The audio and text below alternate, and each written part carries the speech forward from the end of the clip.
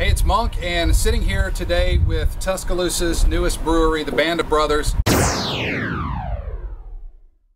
And it's kind of cool that we're here on, I guess, the second day of National Craft Beer Week, and also we are looking forward to Saturday's America on Tap. How are you guys doing? Doing good. Doing fine. Really you excited about opening up Tuscaloosa's new brewery? Yes, we are. Very, very glad to do that. So before we get into your beers, how'd you get started? Because I think you guys did. Were you home brewers? Well, yeah, in a sense. Our story of how we actually kind of got started starts like almost kind of like from childhood a little bit. Our grandfather, Jim Lee James, was a farmer, and so Clark County was a dry county, and just about all the counties around Clark County was a dry county. And you know, most times people are not going to drive 2 hours just to go get a case of beer or some wine. And so just kind of out of necessity, I guess you could say, you know, I mean, he just made his own stuff. I mean, he's lived off the land. He's just that type of person. Yeah. And so, you know, just hanging out with your granddad, it might be, hey, well, let's go pick some pears, we'll do some muscadines. And as you got older, you know, it's more like from picking up stuff to actually helping them do it till, you know, and a lot of his renditions come from wines and things like that. And we kind of take those experiences and we try to put them into our beers and things like that. Oh, that's very cool. So then from there it progressed on to your own home brewing. Yes, so we started out with just muscadines. Well, not just muscadines, but any type of fruit you can find, really. So we started out as kids just picking the muscadines. Really had no clue what it was for. Yeah. But you know, as we grew older a little bit, kind of figured out, like, oh, okay, well, these muscadines, we're not eating these. Where are they going? Yeah, where are they going? So like he was saying earlier, though, you know, as we got older, we started doing more in the process. He kind of started sitting back a little bit, started letting us handle the process. Yeah. So, oh, that's very cool. And that kind of transition over the years, and he did home brewing, so, you know, and that was old time at home brewing. Yeah. You know, your bread yeast, and, you know, whatever hops, wherever he got them from. Yeah. You know, and the grain, so just taking that technique, you know, taking that technique over the years, you know, we got a little older, got out on our own, kind of built from that. So yeah, that's pretty much the foundation. And you can make great beers without being so complicated. You know, yeah, I mean, simple. I mean, with him, it was never nothing complicated, and everything was always great. So stick a finger in it. It's warm enough. Yeah, it's warm enough. You know.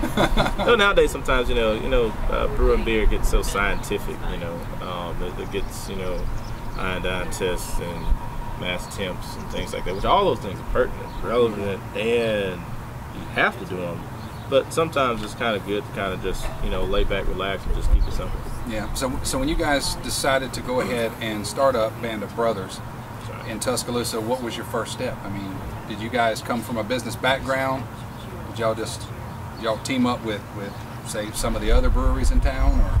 Well, one of the things that we did do is we went by and we talked to Bo and Elliot, and we told the guys that owned the city and told them about our intentions, and I mean they welcomed us with open arms, and let us came in to work and let us see how it's done on a production scale. Like, what do you need? What type of equipment you need? These are the pitfalls that you're going to have. These are some problems. And one of the best things that all craft breweries do, people come to us now and be like, hey man, I'm thinking about starting a brewing company, and we almost do the same thing that Bo and Elliot did to us, which is, hey, if I had to do it all over again, this is what I would do, this is what I wouldn't do.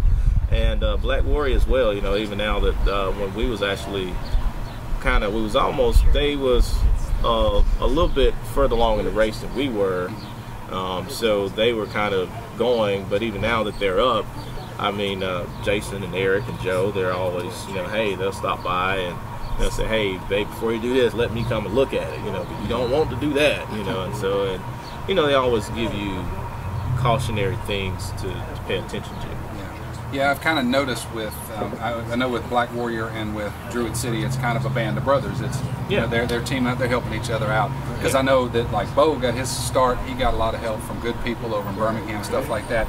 So as far as your beers, we got America on Tap this weekend. What you guys bringing? Because I know we went to the Bartender's Ball. That's where I met y'all first time. Yeah. And I had your American Session, which was Alabama Session, which was a fantastic beer. You got any plans to bring that one or something else? Or? But keep in mind too, and maybe you didn't taste it, but you know, we also had a brown ale. I did taste the brown as well. Yeah. So we had the brown ale and we had our Alabama Sessions ale. Yeah. So you got plans to bring both of those out? Both of those two will be back. Okay. Along with 2 others. Very cool. We're So going to bring a Saison as well. And we're going to bring in IPA. So, as we all sit here and drink IPAs. So, like plans in the future, because I know you guys have, when we went to your brewery earlier, what kind of tanks are those called, the smaller ones? And we have some conditioning tanks. Or tanks that we're going to use for conditioning. So what ideas do you have for beers made in the conditioning tanks? Because that's like not your normal, because I know that other breweries, some breweries don't have those. Yeah, well, some of them have them. They just use big quantical fermenters and they use them as conditioning tanks. So you can buy some fermenters for just conditioning. But you know, when you're starting the brewery, the biggest thing is that it is a capital heavy investment, and so you try to, not necessarily say cut corners, but if you can find a way to do the same thing, but you can do it cheaper, that's always your best out. So that's what minimizing the cost, and that's what those tanks are. I mean, it does the exact same function, and it allows us from a logistical standpoint that if we want to move something over and condition it, we spent less money on those tanks as far as material wise, and our more expensive tanks, we can kind of keep those running, keeping some of our mainstays out in the market. Okay. But they also, I'm sorry, I'm going to cut you off, but it also serves a secondary purpose. With the conditioning tanks, you know, they could be used as open fermentation tanks as well. So, it gives you leeway to make several different types of beers that you don't normally see with the traditional conical ferment. Yeah. Okay, so this will be, I guess, America on Tap will be your first official beer festival, right? That's right. That's right. So I'm looking so forward to it. What do you guys expect or hope to get out of beer festivals, or this beer festival, just kind of to hopefully launch your product in the market? First of all, we want to have fun. Yeah, that's right. That's really number one. Walk around and drink a little beer. Yeah, that's number one. Have fun. Yeah. And really, just hoping everybody enjoys the beer as much as we do, because you know what, I definitely enjoy it. Yeah, that's right. Have fun, and you know, and honestly, get some feedback. You know, get some real honest feedback. You know, what do you like? What do you don't like? I mean, because brewing beer, I mean, it's craft beer, and so there's always development. You know, it's always something else that you learn, and it's just by somebody's feedback. And so, but also letting people know what we have to offer, because you know, to be successful, you have to let people know what they have to offer, and people that like your offerings gravitate towards you, and that's your following. And the beauty of it with us is that what we're bringing is really just basic for us. Yeah. We, those are some of You keeping your big guns things in the we trunk. got. Yeah. If you like what we bring, you're really going to like what we have online. Yeah, if you like that, you're gonna love what comes next. There's a little cliffhanger to keep you going as we wrap this video up.